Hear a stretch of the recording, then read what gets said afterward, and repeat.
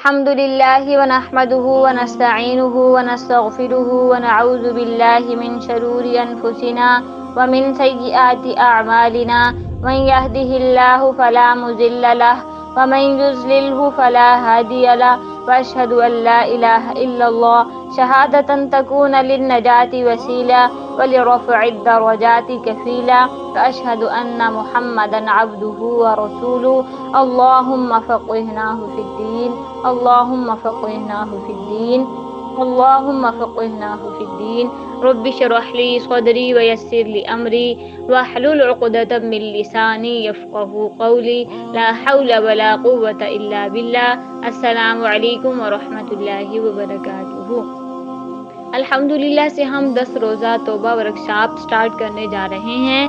اس series میں ہم توبہ کی حقیقت و اہمیت، اس کی اقسام، انبیاء کے واقعات، رجوع اللہ کے بارے میں ڈسکس کریں گے۔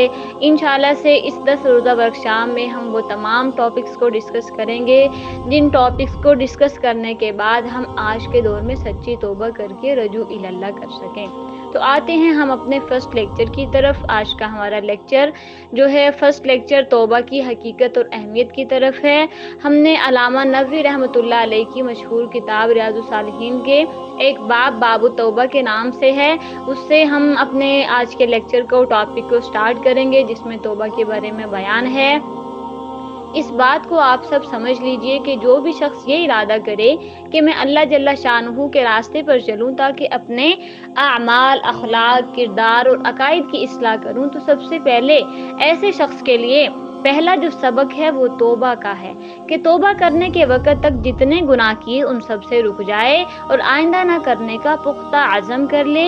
اگر ایک شخص 70 سال تک کفر اور بت پرستی میں لگا رہا، اس کے بعد توبہ کر کے اسلام قبول کر لیا، تو ایسا شخص توبہ کرنے کی وجہ سے ایسا پاک صاف ہو گیا اور اس کے گناہ ایسے معاف ہو گئے کہ گویا آج ہی ماں کے پیٹ سے پیدا ہوا ہو۔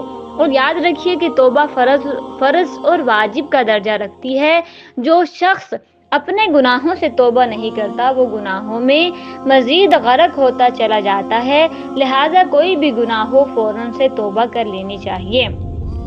تو اب وہ توبہ کیا چیز ہے، یعنی کون سی توبہ اللہ کے ہاں مقبول ہے، کون سی توبہ اللہ نے ہم سے مانگی ہے، کون سی توبہ کی قرآن و حدیث میں فضائل آئے ہیں، کون سے توبہ کرنے والے بندوں سے اللہ محبت کرتے ہیں، اس توبہ کی ریئلٹی کیا ہے، اس توبہ کی حقیقت کیا ہے۔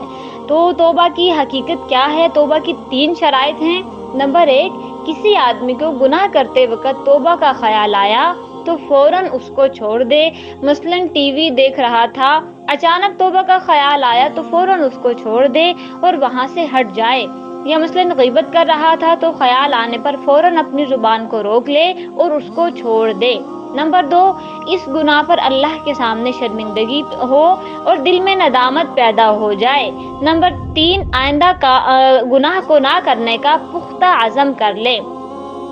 نمبر 4 یہ کہ جب یہ تینوں شرائط پائی گئی تو توبہ کامل سمجھی جائے گی، اور جس گناہ سے توبہ کی جا رہی ہے وہ گناہ حدیث پاک اور قرآن شریف کے ارشاد کے مطابق انسان کے نامہ اعمال سے مٹایا جاتا ہے، اور توبہ کرنے والا ایسا ہو جاتا ہے کہ گویا اس نے گناہ کیا ہی نہیں تھا۔ اگر کوئی شخص اپنے سارے گناہوں سے توبہ کرتا ہے تو اس کے سارے گناہ مٹا دیے جائیں گے، اور اگر کسی خاص گناہ سے توبہ کی تو وہ خاص عمل ہی اس کے نامہ اعمال سے مٹایا جائے گا۔ لیکن کوئی یہ نہ سمجھے کہ قرآن پاک میں ارشاد ہے فَمَن يَعْمَلْ مِثْقَالَ ذَرَّةٍ خَيْرًا يَرَهُ، بس جس نے ذرا برابر بھی نیکی کی ہوگی وہ اسے دیکھ لے گا۔ وَمَن يَعْمَلْ مِثْقَالَ ذَرَّةٍ خَيْرًا يَرَهُ، جس نے ذرا برابر برائی کی ہوگی وہ اسے دیکھ لے گا۔ یہاں یہ چیز خوب سمجھ لیں کہ اگر گناہ دکھایا جائے گا تو ساتھ میں وہ توبہ بھی دکھائی جائے گی جو اس گناہ کو مٹانے والی ہوگی، یعنی اس گناہ کی وجہ سے اس بات کی طرف اشارہ ہوگا کہ اس کا کیا ہوا گناہ ختم ہو چکا ہے جو اس نے گناہ کیا ہے، پھر اس کے بعد توبہ کی ہے تو اللہ نے اس کا وہ گناہ معاف کر دیا ہے۔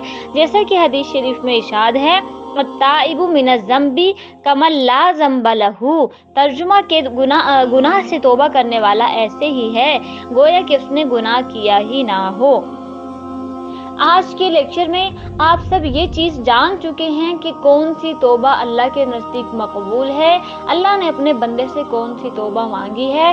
تو انہی 3 شرائط کے ساتھ آج سب آپ اپنے پچھلے تمام گناہوں پر ندامت شرمندگی کے ساتھ اور آئندہ پختہ نہ کرنے کے عزم کے ساتھ اللہ کے حضور توبہ کریں، رجوع اللہ کریں اور آئندہ آنے والی زندگی میں اس چیز کا خیال رکھیں کہ آپ گناہوں سے بچنے کی کوشش کریں۔ لیکن اگر دوبارہ پھر سے تو گناہ ہو جائے، کوئی مسئلہ نہیں، کوئی بات نہیں، پھر سے توبہ کر لیں۔ یہ نہیں کہ اگر ایک دفعہ آپ نے توبہ کی تو دوبارہ آپ کی توبہ قبول نہیں ہوگی، ایسا بالکل نہیں ہے۔ اللہ کی رحمت بہت وسیع ہے، بس جب بھی آپ توبہ کریں سچے دل کے ساتھ ہو، توبہ کی جو شرائط ہیں ان شرائط کے ساتھ توبہ کی جائے۔ لیکن اگر پھر اس کے باوجود آپ کی توبہ ٹوٹ جاتی ہے، کوئی مسئلہ نہیں ہے، دن میں 100 دفعہ بھی توبہ ٹوٹے کوئی مسئلہ نہیں، لیکن پھر سچے دل کے ساتھ توبہ کریں، اللہ کی رحمت سے مایوس نہ ہو۔ تو آج کا یہی ہمارا ٹاپک تھا جو ہم ڈسکس کر چکے ہیں، اور انشاءاللہ نیکسٹ آنے والے لیکچرز میں ہم مزید ٹاپکس کو ڈسکس کریں گے۔ توبہ کے حوالے سے جو بھی ڈاؤٹس ہیں، جو بھی کویسچنز ہیں، ان سب کو ہم ڈسکس کریں گے۔